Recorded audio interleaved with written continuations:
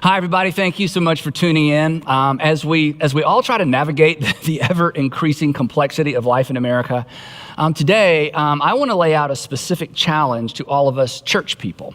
Now, if you're not a church people or you used to be a church people, I think you're going to enjoy today's message primarily because, well, today's message may explain in part why you're not a church person or why you're not a church person any longer. So I want to go ahead and just jump in. If you were raised in a church similar to the church I was raised in, you discovered really early on that becoming a Christian is easy. I mean, it costs virtually nothing, right? I mean, Jesus died on the cross for our sins. The price has been paid. We put our faith in Jesus, and then we're Christians. That's what makes it so amazing. The price has been paid. You simply receive the free gift of salvation and forgiveness. And then you can call yourself, and I can call myself, a Christian. Becoming a Christian is easy. But, and you know this, when you open the pages of the Gospels and when you read the letters of the Apostle Paul, you don't read anything about anybody becoming a Christian. In fact, as you probably know, first century Christians didn't call themselves Christians. That's what non-Christians called Christians. And it was probably a slur or a derogatory term. It literally meant one associated with Christ, or a Christ one. And this wasn't like a static label like being an American or a Canadian. It actually indicated a way of life. And the term only shows up 3 times in the Bible. Luke, who described the events following the resurrection of Jesus, actually documents the first time this term appears in history. And it happened in the metropolitan city of Antioch. But here's the interesting thing. In telling us how the label originated, Luke actually clarifies what it meant, or what it meant back then, maybe not so much what it means today. Here's what Luke writes in the book of Acts. He says, the disciples were called Christians first at Antioch. But this raises a question for us. The disciples were called Christians first at Antioch, so who were the disciples? Now, he's not talking about the 12 apostles. This referred to a broader group of people. In fact, in the Gospels, and we've talked about this before, the term disciple always referred, in the New Testament, the term disciple always referred to Jesus followers, people who publicly associated with Jesus before his crucifixion, and the people who followed his teaching after the resurrection. Now, one of the reasons that we think the term Christian might have been a derogatory term is because first century followers of Jesus were accused of being part of a cult, or they referred to it as a sect. Specifically, they were referred to people who were part of a Nazarene sect. And the reason, of course, they called it a Nazarene sect is because they followed a teacher from Nazareth. There was something unusual about these people that set them apart from their idol-worshiping friends in Antioch. So the citizens of Antioch, and you can understand this, the citizens of Antioch, they felt pressed to come up with a name for these people. And they couldn't just call them disciples because lots of teachers and lots of philosophers and lots of rabbis had disciples. So they came up with a term. They called the followers of Jesus, or the disciples of Jesus, Christians. And this is challenging for us. And this is challenging for me. You may be comfortable claiming the badge or the title of Christian, the way us modern folks use the term, right? But here's the question I want us to wrestle with for a few minutes today. It's easy to say I'm a Christian, but am I a Jesus follower? Are we following, or are we simply believing in? Am I following his example, or am I just trying to be a good example? And this is a terrifying question. It's terrifying because, well, see, I can define and redefine the term Christian until I'm fine. And you can define and redefine the term Christian until you're fine. And we can all define and redefine the term Christian until we all feel fine about our faith and our approach to faith. And the reason we can do that is because neither Jesus nor anybody in the Bible clearly defines what it means to be a Christian. But Jesus follower, that doesn't really need any defining, does it? Becoming a Christian is easy. It won't cost you anything. Following Jesus, it will always cost us something. And it costs some people more than others, right? And here's what you know, and here's what I know. Here's what history tells us. The ones it cost the most are the ones that made the most difference. As we talk about all the time in our churches, Jesus came to earth to introduce the kingdom of God to earth. He was the king. We know this. He was the king who came to reverse the order of things. So to follow Jesus then and to follow Jesus now requires us to live in a different direction, to some extent to be countercultural. And this was certainly the case in the first century. And Jesus made this abundantly clear right out of the gate in his most famous, his most quoted, and perhaps his least applied sermon. We refer to it as the Sermon on the Mount. Here's how it happened. Now, when Jesus saw the crowds, there were always crowds. Now, when Jesus saw the crowds, he went up on a mountain, thus the Sermon on the Mount, and he sat down, and here's our word, and his disciples, his followers came to him, and he began to teach them. And the crowd had no idea how lucky they were. Think about this. They don't know this. They have no idea. They are at the Sermon on the Mount. Are you kidding? I mean, what an honor, what a privilege. They have no idea. They are spectators. They are the audience for the Sermon on the Mount. Back in 1977, at the Omni, an arena in Atlanta, I saw sticks open for Kiss. It was amazing. These people are at the Sermon on the Mount. I was at Brave Stadium in 1992. All the Atlanta audience will remember this. I was at Brave Stadium in 1992 when Sid Bream rounded third base in slow motion. You remember this? He slides home and he sends the Braves to the World Series. I was there for that. It was amazing. We hugged strangers. We drove through the city of Atlanta with our windows down, high-fiving people we did not even know. It was unbelievable. But these people are at the Sermon on the Mount. I was so fortunate to be invited to and to attend Billy Graham's funeral, one of the highlights of my life. But goodness, this lucky group, they participated in an event that would shape Western civilization and would reshape cultural values and cultural norms. So Jesus stands up in front of this large crowd and he turns everything upside down. Love your enemies. Give away your stuff. And when somebody asks for a little, give them a lot. And when somebody wants to borrow from you, let them borrow and don't even ask for the stuff back. Go the extra mile. Turn the other cheek. Oh, you can't make things right with God until you're right with the people around you. Don't think for a minute that you can have peace with God if you don't have peace with the people in your family. If you're standing at the temple and you're about to make a sacrifice for your sin and there are 3 people ahead of you and you've been standing there for hours and suddenly it dawns on you that somebody at home has something against you, this was amazing. He said, leave your sacrifice there in the temple and go home and make things right with your brother or sister. You can't be right with God if you're not right with your brother, if you're not right with your family, if you're not right with your neighbor. Hey, and stop staring at that little speck of sawdust in your brother's eye and clean out your own eye first, and then you'll be able to see your brother better and you'll be able to help your brother. You've heard it said, an eye for an eye and a tooth for a tooth. Not anymore, not in my kingdom. Blessed are those who curse you. It was epic. It was disturbing. He literally turned their entire value system upside down. And then, read it for yourself. He drops the mic and he heads to Capernaum. When Jesus had finished, I love this, when Jesus had finished saying these things, and I just gave you the summary, right? The crowds were amazed at his teaching. Why? Because he taught as one who had authority. He was a king, as one who had authority and not as their teachers of the law. And when Jesus came down from the mountainside, large crowds followed him. It was a street party. Nothing like this had ever happened before. I mean, John the Baptist, he was kind of the warm-up act, and he attracted thousands and thousands of people. But there was something different about Jesus.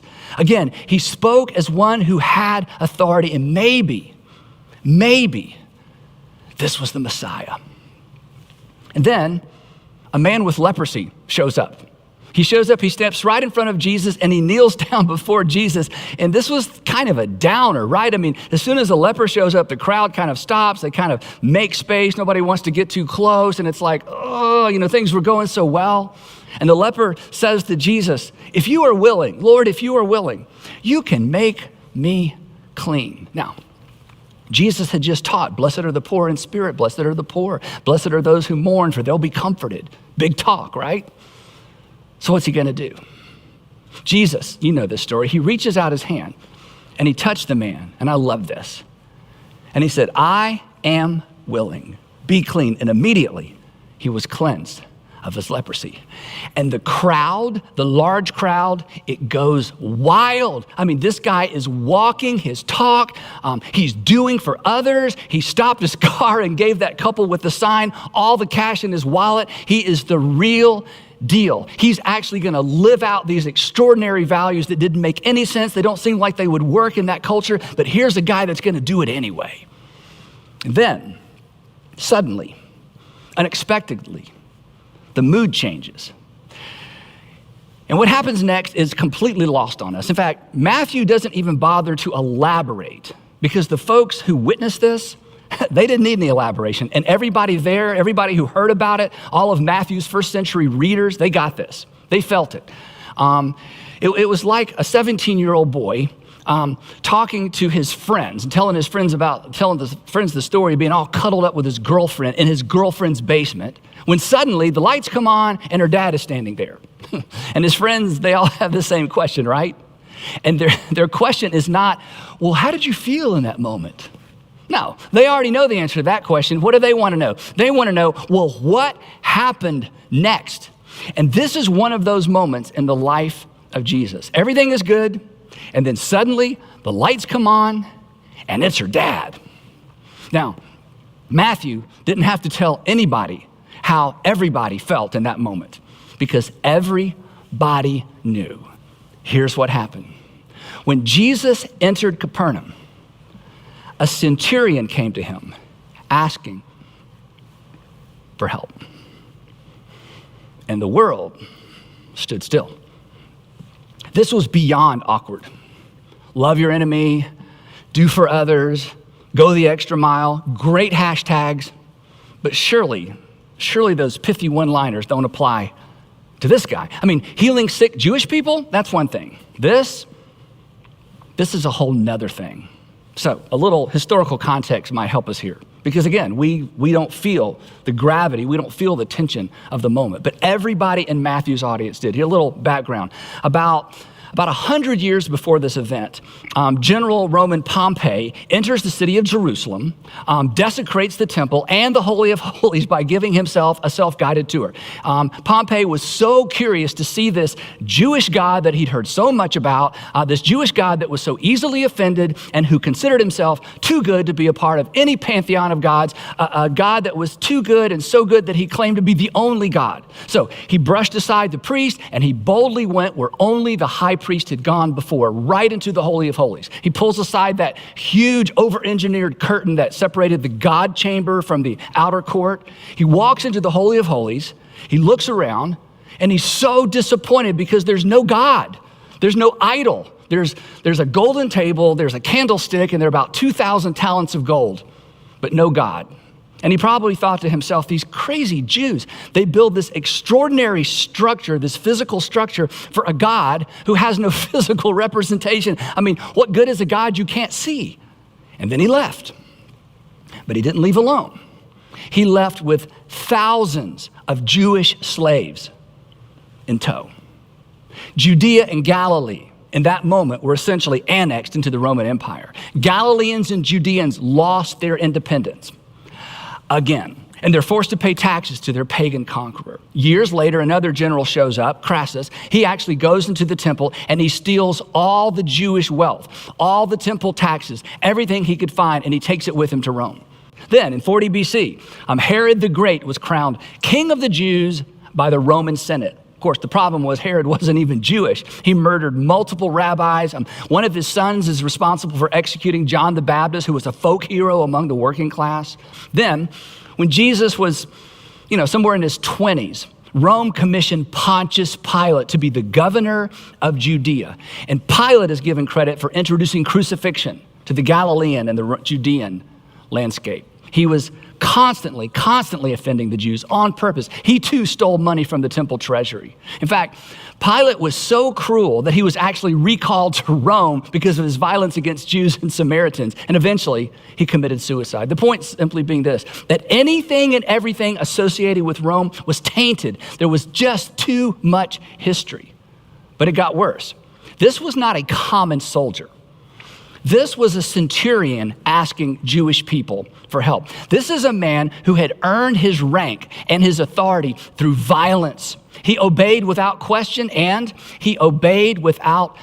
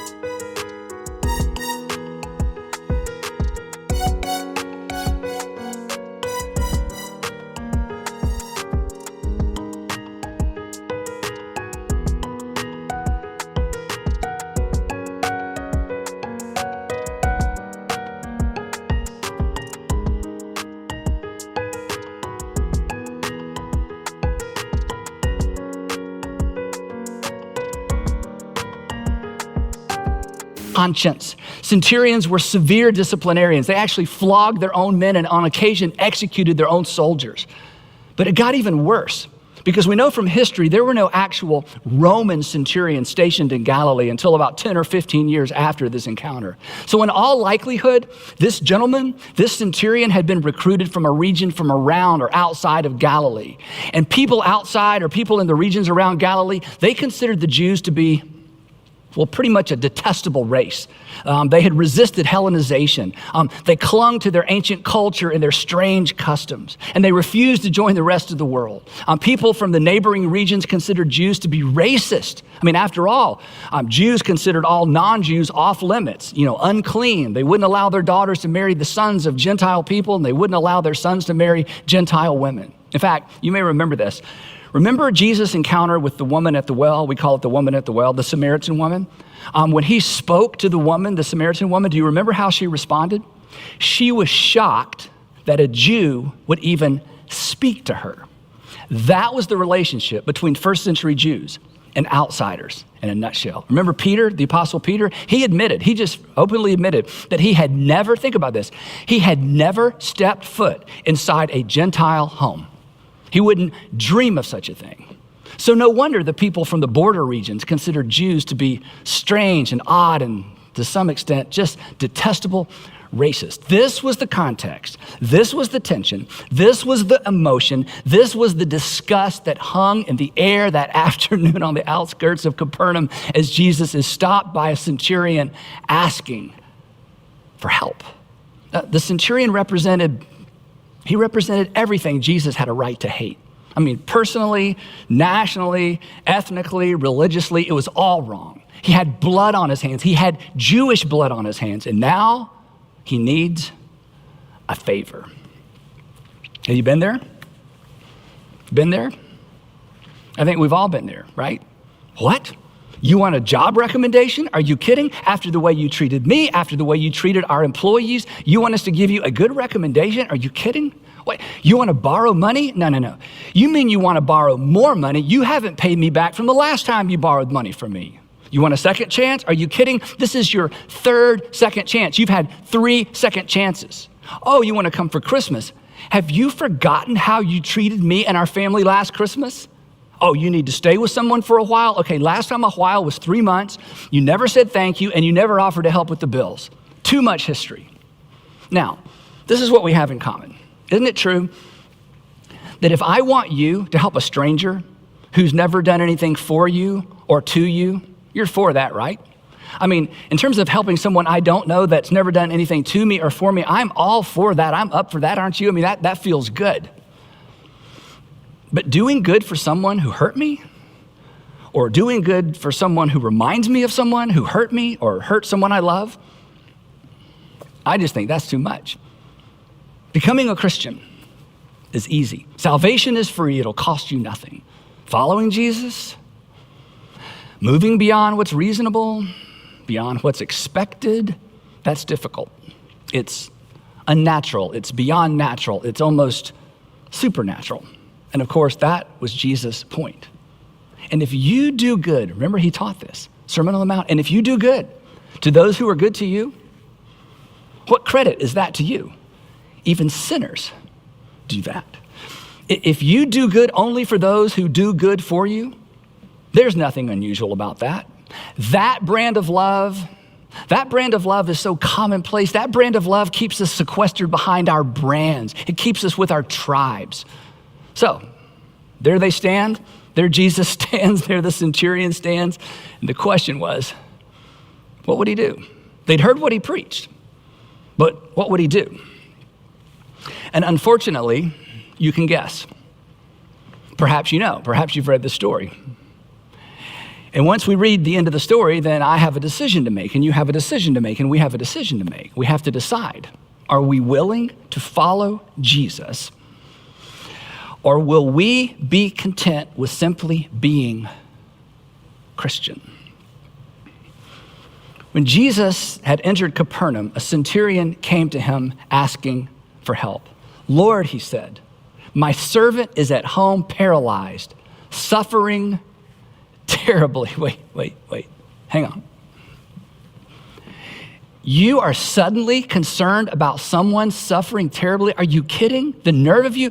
You personify, as a Roman centurion, you personify suffering terribly. You cause suffering for a living. We've suffered our whole lives because of you, and your nation and your armies and your legions.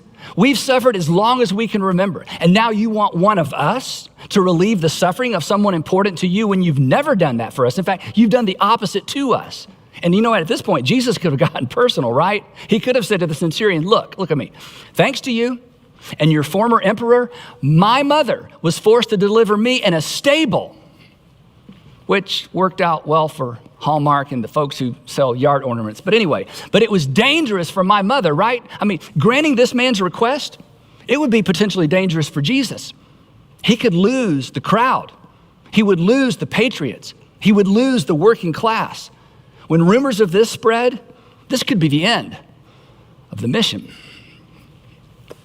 But Jesus had come to introduce a new kind of kingdom. He had come to introduce a new morality, a new ethic, a new way of seeing the world, and maybe more importantly, a new way of seeing everybody in the world. And so, in keeping with his own teaching, to illustrate what he just taught, he chose to do good for someone who represented an empire who had done unimaginable harm to his people, his nation, his family. And think about it. In the end, the empire that would oversee his own crucifixion. And Jesus says to him, okay, I'll do it.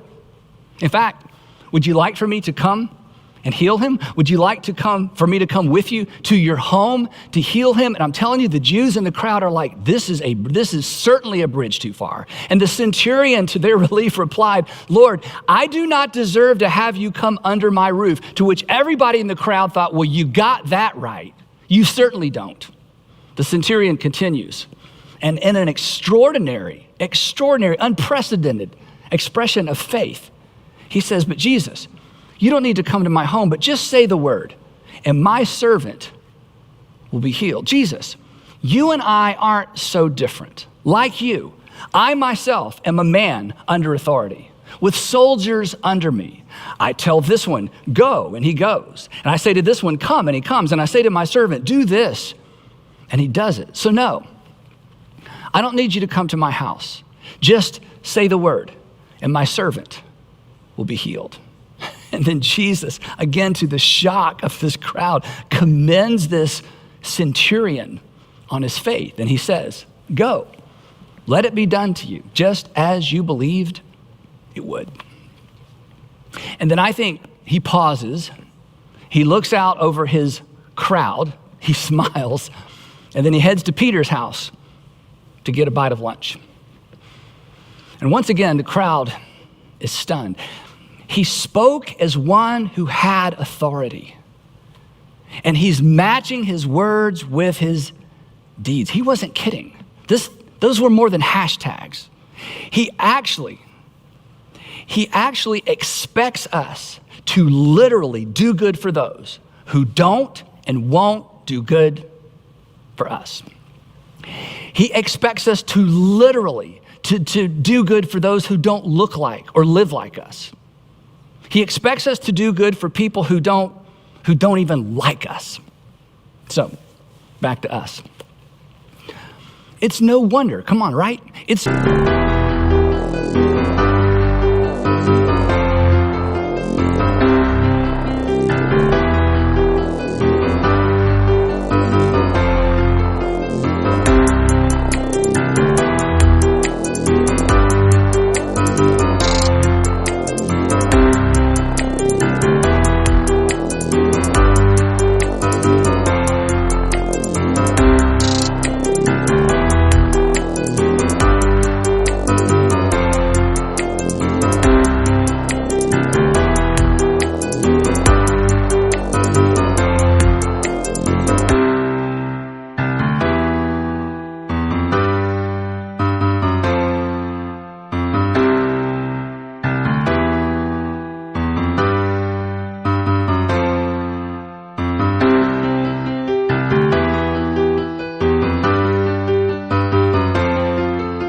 no wonder that we reduce our faith to a label, right? It's no wonder we're content to take notes, feel bad about ourselves for a moment, and then just retreat to what's comfortable.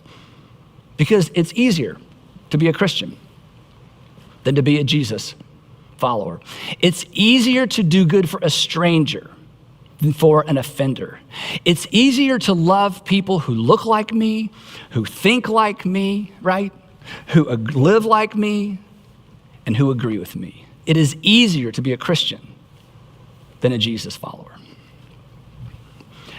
And if that's what you choose, if that's what we choose, we will contribute to the challenges we are wrestling with as a nation. And I'll tell you why. Because if you don't choose to follow Jesus, you will be content to simply believe. You'll be content to believe. You'll believe all the right things. You'll believe that all men and women are created in the image of God, that they're all created equal, that they have intrinsic worth, that they have divinely assigned value. You'll agree with C.S. Lewis when he made this extraordinary statement that there are no ordinary people. There are no mere mortals. You'll believe from the bottom of your heart that a person's value and dignity is not assigned by men. It is assigned by God. But if you have not decided to follow Jesus, if I've not decided to follow Jesus, it just ends there. It ends with correct belief. If we don't decide to follow Jesus, we will not act. We won't act on what we claim to believe when it costs us something. And we will not react. We will not react when we see people treated unjustly, unkindly, unfairly. Now, here's the really interesting thing. Apparently, Jesus saw this coming. Apparently, Jesus saw us coming. He saw me coming. He seemed to have anticipated a generation that would be content to know, but not to do. In fact, this is so interesting. Jesus reserved his final words, his harshest statements in the Sermon on the Mount for those people who would hear and not do, who would agree, but who wouldn't act. For those who are content to sit and to listen and nod, but refuse to follow. Here, think about this. This is amazing. Here is the closing statement. Here is the closing statement of his most famous sermon. Here's how he closes it. But everyone who hears these words of mine and does not put them into practice is like a foolish man. Everyone who heard this sermon and who was moved by this sermon and even agreed with parts of this sermon, but when it gets down to real life, when it gets down to those those emotional moments where it's just too much to think about following through with what we just heard, he said, the person who hears these words of mine and refuses to put them into action is like a foolish man. Specifically, they're a fool. And they're a fool because he or she will have fooled themselves. They will have fooled themselves into thinking that they're better than they really are, that they found favor with God that they don't really possess. It's like a foolish man who built his house on sand. It looked great. You remember how this ends. And then the rains came down. And then the streams rose. And then the winds blew. And they beat against that house, and it fell with a great crash. So here's what I want to leave you with. The men and women who make a difference in the world are not the men and women who believe right. They are the men and women who act and react when something isn't right, even when it costs them. So here's my invitation to you. Here's my invitation to us. Here's my invitation to me. Let's not be content with Christian. Let's follow. Let's continue to do good for those who can't or won't do good for themselves. And then, when the centurions in our world show up, when everything in us recoils at the thought of leveraging our resources, our time, our reputation for their good, let's remember this. Because this is at the epicenter of our faith. This is the why behind the what. This is why Jesus could say what he said and expect us to follow through. This is what compelled post-resurrection followers to embrace this kingdom ethic to such an extent that it eventually captured the imagination of the empire.